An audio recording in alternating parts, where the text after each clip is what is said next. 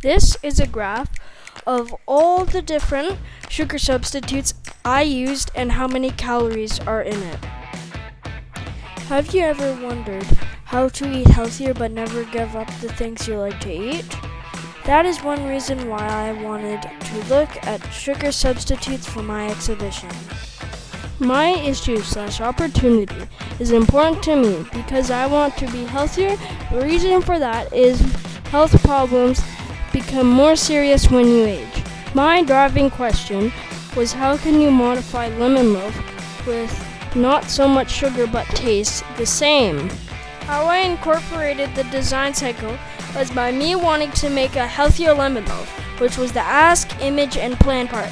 Then I made a regular lemon loaf, which was the create part, and finally me improving my lemon loaf with sugar replacements, which was the improve part. But it was surprising to me that some of the sugar replacements were not as healthy as the actual sugar they used.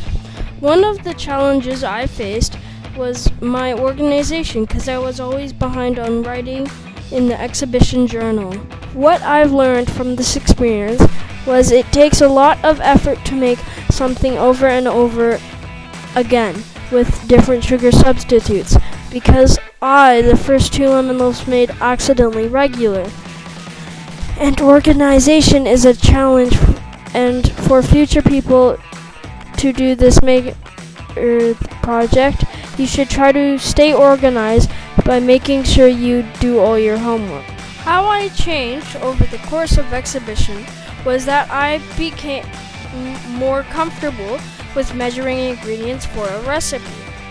In the end, I learned a lot of different sugar substitutes that taste the same, worse or better than the original lemon loaf, and some of them were not as healthy or healthier than the original lemon loaf.